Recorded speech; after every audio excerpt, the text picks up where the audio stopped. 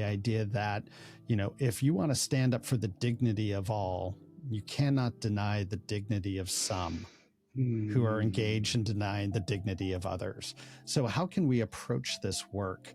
And this is where we can be intentionally curious about, like, how can we approach this work with the people who need to be involved the most and treat them with the dignity we would hope they would treat everyone else with?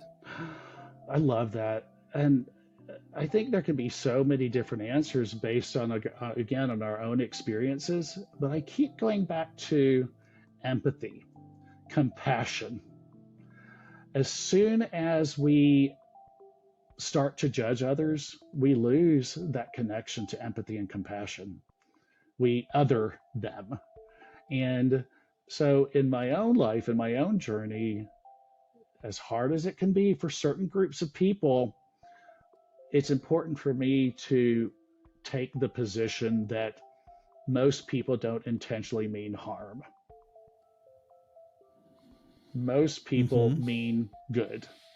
And I do believe that. I believe there are exceptions to that rule. But by and large, most of us do not wake up every day saying, what am I going to F up today? And who am I going to mess with? And so this whole idea of exercising compassion and empathy goes a long way to, at least, even if I disagree with you, even if I think what you're doing is harmful, how can I find a respect for you as a human being so that we can then identify some common ground?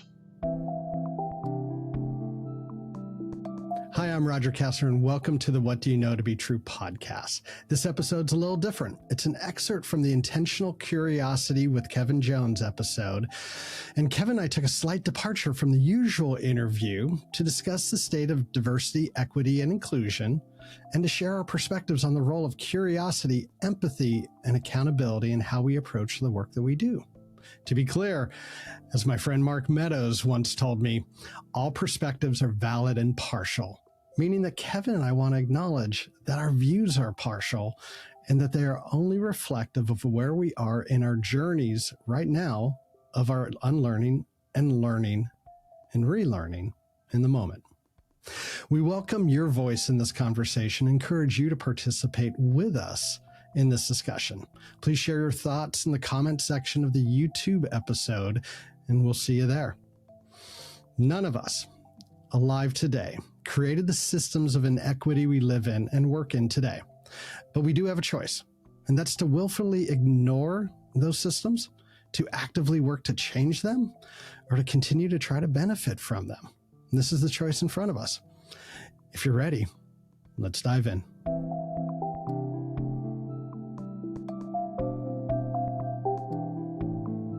Love that you were able to find an organization that allowed you to be who you truly are and allow you to show up in your best self. And it's always a little head scratching when organizations don't allow that, because the research is clear. Boards should be looking at the organizations they govern and be able to see, okay, we know where people are able to show up in their best self, that leads to higher performing teams, and higher performing teams lead to more profits. For organizations that don't allow people to show up in their true self, then, you're leaving money on the table. That's not the reason why you should do it, but it could be a motivating reason for boards that govern large organizations that don't allow people to show up, to be able to approach that. There's a moral and a human reason to do it, but we live in a capitalist society. Why not lean into that? I think that is such an excellent point you make, Roger, because one of the other things, and I talk about this in the book as well, you bring up boards. When we look at boards across organizations in America, 0.4% of them are identify as LGBTQ. 0.4% of the members of boards. And so what a wonderful opportunity to create more diversity at the board level. Those boards that are governing organizations where that diversity of thought is important, where we can generate more curiosity by diversity in teams, let's start at the boards as well and set the example by Mm-hmm. having more diverse boards. I'll get off my soapbox there. I think it's such a great point, though, because the best way that we can show those values are by living them from the top down within an organization. 100% agree with you. And I think, the diversity, equity and inclusion has taken a little bit of a hit lately with Yeah. so many, chief diversity officers and people leaving those DEI roles, are being forced out, as organizations begin to, if 2020 was a pendulum moment, they're swinging the other way. And I think the same argument could be made. Diverse teams, in general, outperform homogenous teams. And so there's an economic value, an equation formula to be able to, boards should be looking at that, teams with greater diversity and greater representation outperform those that don't. And that's, again, another capitalist argument, for doing the right thing, but hand in hand. Yeah, and I love the point you're making there about the diverse thought as well. And to your point, the studies show this time and time again. And I use an extreme example, but let's say you have a leadership team that's made up of all white men, all white straight men. I would even go as far to say there's no females, there are no people of color, no LGBTQ. That when that comes to life is when you realize that these people, straight white men, and I mean no offense to you as a straight white man, Roger. None taken. But there is this idea that you're going to bring a series of your own background and experiences, which are diverse. And yet, as a straight white man growing up, your experiences are going to be very different to a Black woman. And so, those ideas that might come from a person of color or an LGBTQ member will come from a different place and a different set of experiences that are likely to be missed out on if they don't have a seat at the table. I think where people get challenged in conversations around diversity, around, privilege, is when they start thinking about it personally. Mm-hmm. And what, in these kind of conversations, these kind of efforts, we're not really focused on any one individual. Mm-hmm. We're actually focused on systems. We're focused on, systemic oppression and where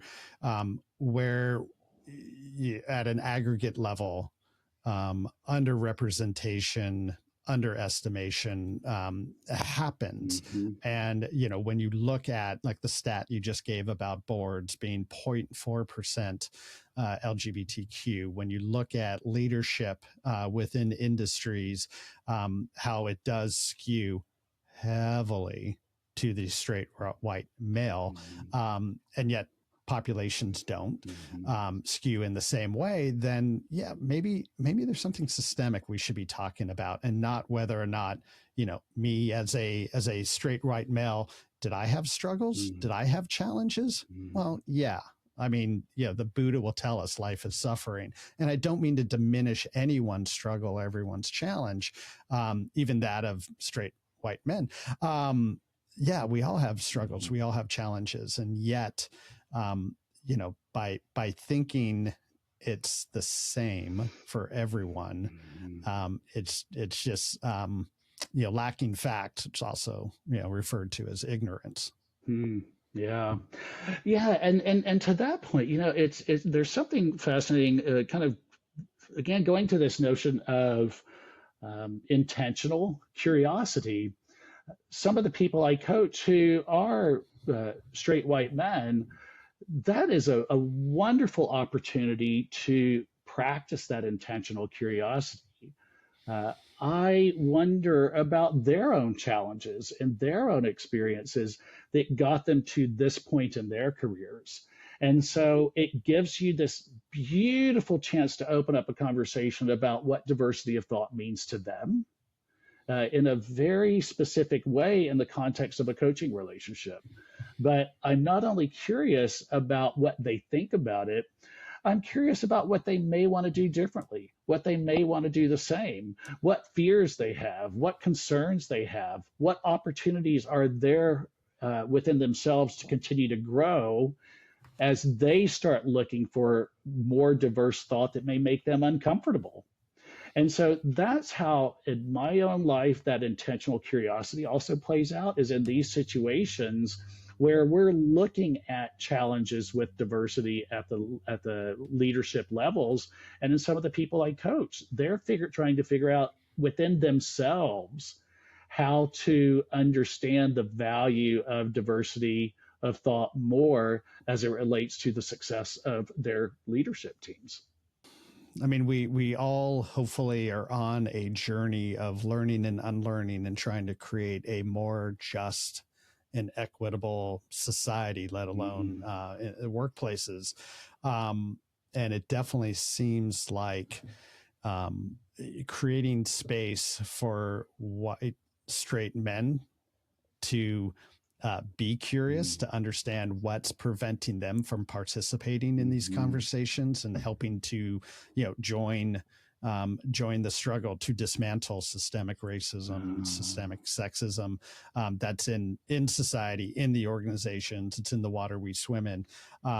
That's where I think a lot of work has not happened. Probably a lot of work has. And I know some organizations that take this on, and I know individuals who take it on as well. But I think that's really where we'll see the next movement in social justice. It's guys that look like me beginning to be curious themselves about what's preventing them from participating. I think a lot of it is the fear of getting canceled, the fear of saying the wrong thing. And as I read and learn more and more about people of color who are involved in DEI work, continue to talk about the mistakes they make, almost creating a little safety around others making mistakes and learning from them and growing from them. I think that's I don't know if that's intentional, but I think that's going to help again people who look like me be able to join the conversation and join the movement to make the society and our workplaces more equitable. And you were saying something about those experiences or the mistakes that we make, and we collectively. And the value of those mistakes is that I hope it allows each of us to draw on those mistakes to generate empathy, because it is so important to me, and I talk about this in conversations I have in coaching. This isn't about me banging over the head of a straight white man. This is about understanding their experiences and inviting them to a conversation rather than approaching this with this sense of judgment. There's that old Walt Whitman comment that I learned through Ted Lasso, which is be curious, not judgmental. And the whole notion of that is, again, I am curious about you. I'm not going to judge you for your experiences or for how you got to where you are today. And I do think that's where a lot of the whole aspect of cancel culture is far beyond the realm of this conversation. But if I talk about feeling canceled, I do feel like so much of it in my own experiences is when we approach a situation with judgment, and perhaps we could leverage a bit more empathy. I'm never going to approach a straight white man and say, you're doing it wrong, because somebody could point that finger right back at me more often than not and say, yeah, so are you. The idea is to approach it again with that sense of curiosity, that intentional desire to understand where they're coming from. And I just feel like there's so little of that in the world today as we become more polarized and tribal. And the more we cancel, the more we look at people as other, the less likely we are to find common ground and demonstrate that sense of empathy. And so I think it's important to each of us as we demonstrate or embrace intentional curiosity, it gives us an opportunity to break that cycle. There's a couple things popping up for me as you were just saying that. One, there's a U2 song where part of the chorus is there is no them, there's only us. Yes.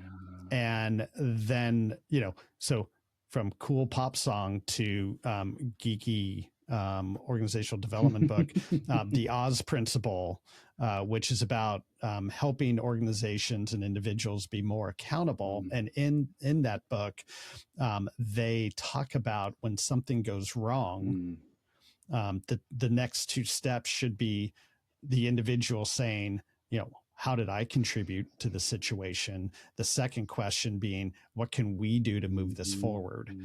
And I think that is applicable when it comes to diversity, equity, and inclusion for us to think about, okay, how am I contributing to the situation? And then what can we do together? Not what can you do or what can you do or what I can do. It's what can we do together? Because that's, the journey when we're all on together will get us to where we need to go and not just individual achievements or attempts. Yeah. Beautifully said. Beautifully said. I love that. And I know we have talked a lot about the DEI aspect and the evolution of that. And my final thought on that would be it's incumbent on all of us, even in the LGBTQ community. And I may get a little flack for saying this. We can be our own worst enemies sometimes when we expect change in others because we may feel like we have been wronged, and oftentimes rightfully so. Um, but we often can think that that change is one way because of our own experiences and the way that we have been hurt and harmed by society. And so it can be harder for us to demonstrate and leverage empathy for others who are different because we have been treated differently so much of our own lives. And so I say that with love and compassion, and it's an opportunity, to your point, as a team. What did I do, and what can we do? And so it's not, again, what can you do as a straight man? We all have that opportunity to ask ourselves, what could we do differently? Just recently, when I heard someone talk about the idea that, if you want to stand up for the dignity of all, you cannot deny the dignity of some who are engaged in denying the dignity of others. So how can we approach this work? And this is where we can be intentionally curious about, like, how can we approach this work with the people who need to be involved the most and treat them with the dignity we would hope they would treat everyone else with? I love that. And I think there can be so many different answers based on, again, on our own experiences. But I keep going back to empathy, compassion. As soon as we start to judge others, we lose that connection to empathy and compassion. We other them. And so in my own life, in my own journey, as hard as it can be for certain groups of people, it's important for me to take the position that most people don't intentionally mean harm. Most people mean good. And I do believe that. I believe there are exceptions to that rule, but by and large, most of us do not wake up every day saying, "What am I going to f up today, and who am I going to mess with?" And so this whole idea of exercising compassion and empathy goes a long way to, at least, even if I disagree with you, even if I think what you're doing is harmful, how can I find a respect for you as a human being so that we can then identify some common ground?